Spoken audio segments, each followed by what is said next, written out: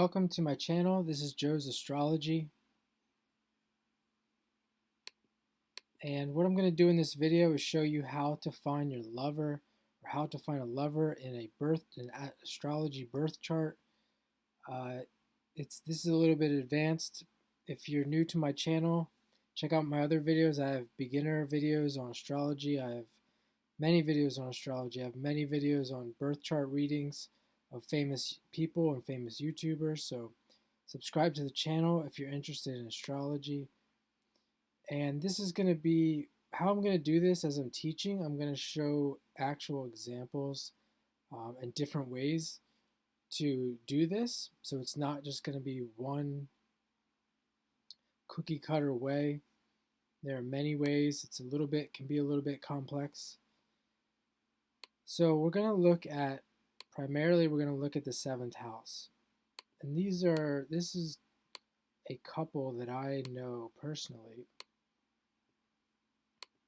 And the first thing I want to notice before we look, or the first thing I want to point out before I look at the 7th house is you see that this is the man here. He's a Capricorn sun, and she is a Cancer sun. So we see that opposition with the sun, and this is a very traditional, could be considered a very traditional couple. So it's something that you can see with the sun and the moon. You can see an opposition.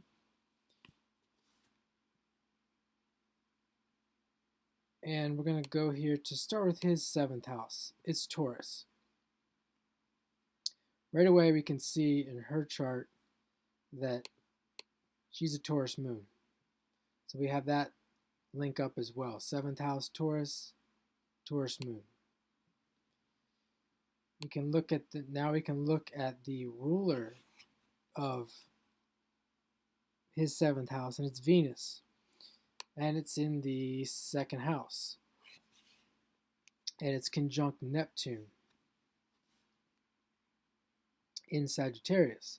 So we go to her chart, and what do we see but a Neptune at 29 degrees? And it's a critical degree in astrology. So her Neptune, and it's close to the 4th house there, but we can say her Neptune is fairly prominent, being on 4th house angle and at 29 degrees.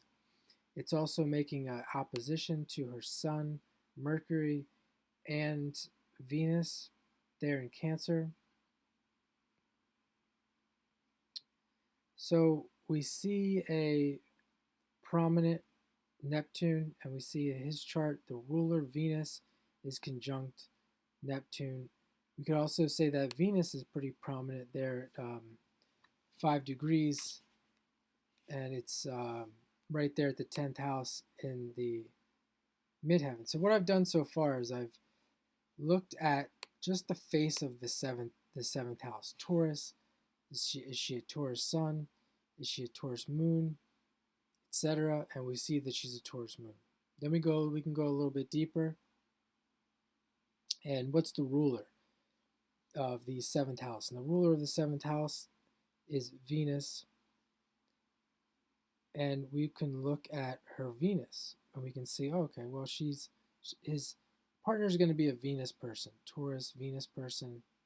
We can see her Venus is in the 10th house. So we see the 1st, the 4th, the 7th, and the 10th, especially the 10th, is going to make her Venus a little bit stronger. And you can see with her Venus being the 10th, she is a Venus. People see her as a Venusian person. She also has Venus as the ruler of her ascendant. So that makes Venus a very important, that even adds more emphasis to Venus, her being a Venus person, and Venus being very important in the chart.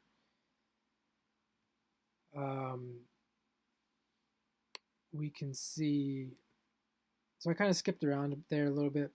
We looked at the Venus, and then we can see what is it.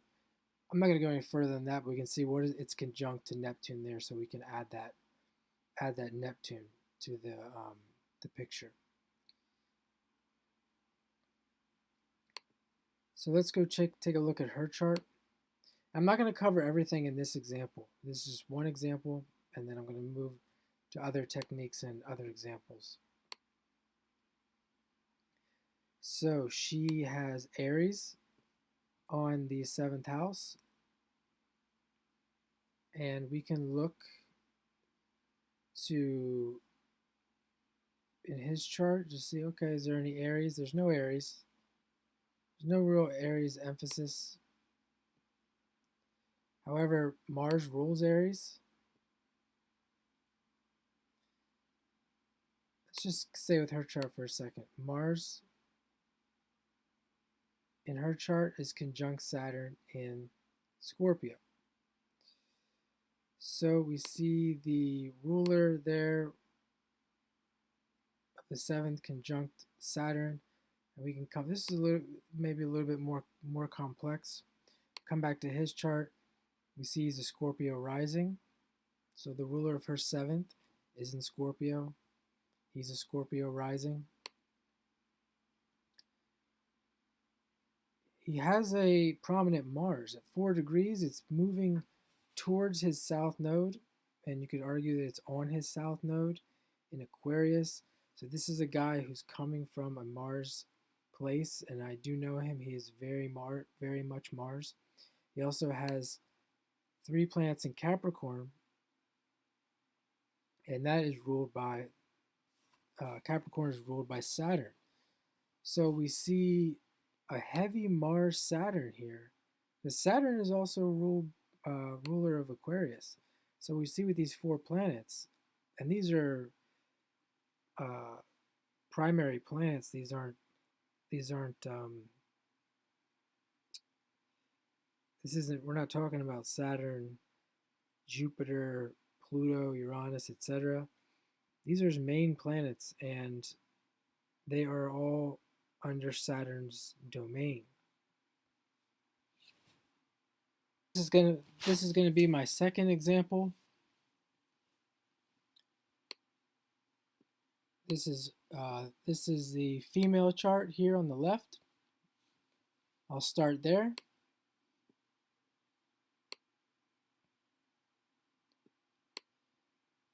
And we see the Sun in Leo, Moon in Virgo,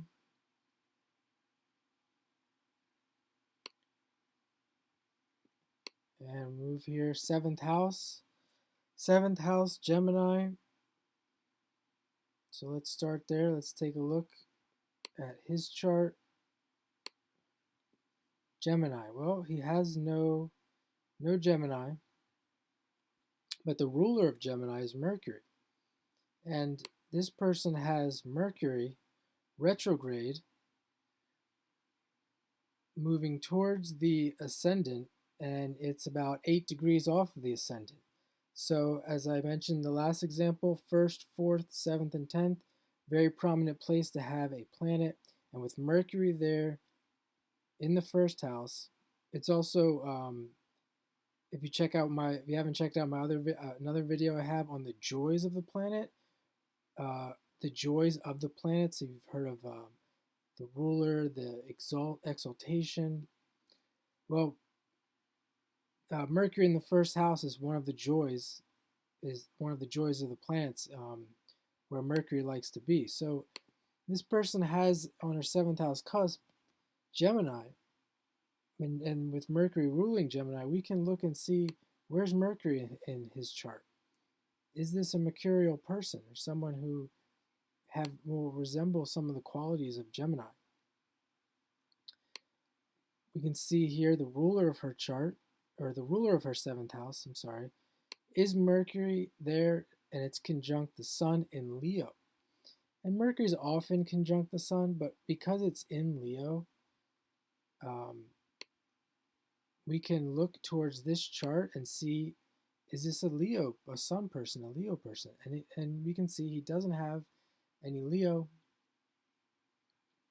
but he has the Sun in the 1st house.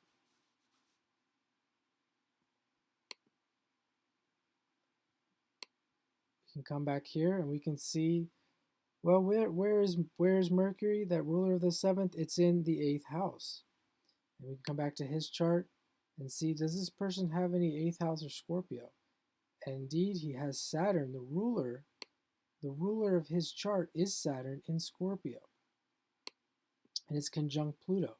And we can go on a little further there with the Plutonian aspects, but I'll stop there with that.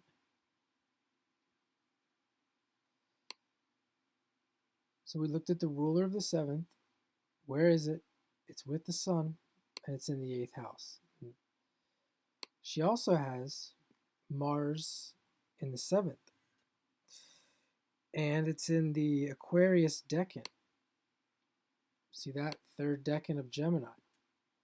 Combination of Mercury and Uranus.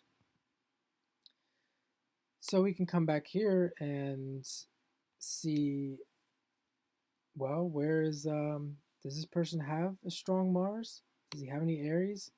Well, he has that ruler of the ascendant in Scorpio, the ruler of his chart, which is ruled by Mars. He's got Mars down here at 29 degrees. We talked about that critical degree. So he does have a strong Mars, and his Capricorn rising, Sun, and Mercury is also a sign that Mars is exalted in. But really, the most important thing I would say is this 29 degrees Mars and the conjunction to the moon there. It's really showing that this person has got a strong Mars. We can come back to her chart. We can even look at the aspects because there's a lot here to really get into with these two charts. You can see that, well, I wanted to mention as well, before I say that Mars that was in the 7th house in the Aquarius decan, you can see in his chart, his Mars is in Aquarius. And this Mars here in her 7th is trining the Uranus in Capricorn. So we see it's kind of coming back to that Capricorn placement, and you can see that this gentleman here is a Sun in Capricorn. Now, there's one thing I didn't mention in the last chart example that we're going to get into here is the vertex. And the vertex can be very important in finding your lover as well.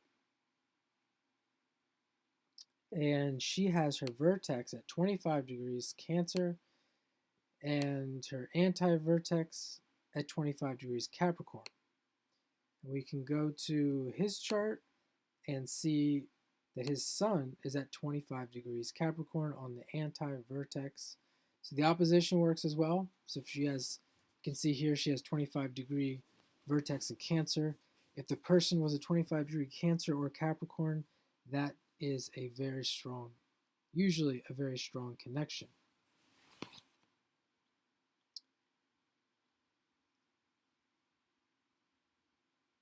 And now we can look at, let's look at his chart. He has Cancer on the 7th. And that is ruled by the moon. So come back to her chart. She doesn't have any Cancer. Let's take a look at her moon. Her moon is conjunct Chiron.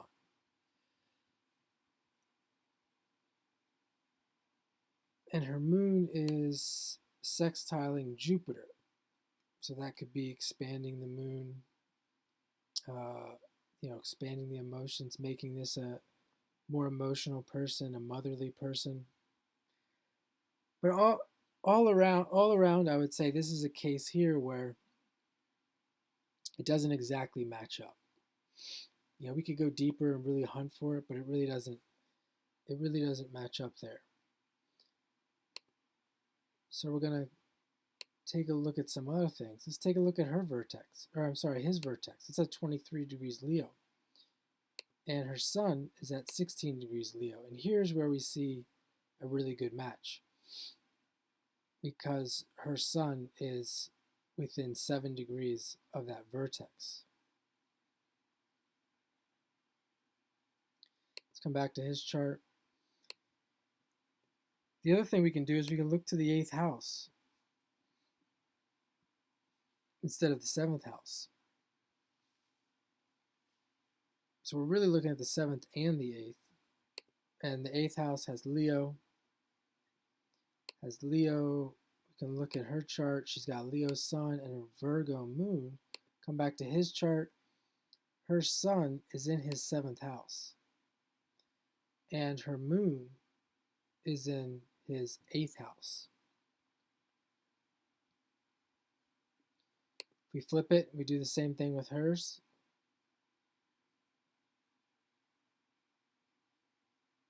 His sun and moon are not in the 7th and 8th house.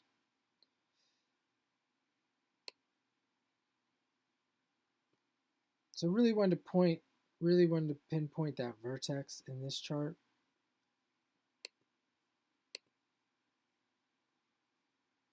I hope this helps you understand how to find your lover in astrology. And if you'd like, if you're looking for someone to teach you astrology, I would love to teach you astrology. Please subscribe to my channel. I also do readings. I can help you with your life. We can look at your charts. And I hope this finds you well, and have a great day.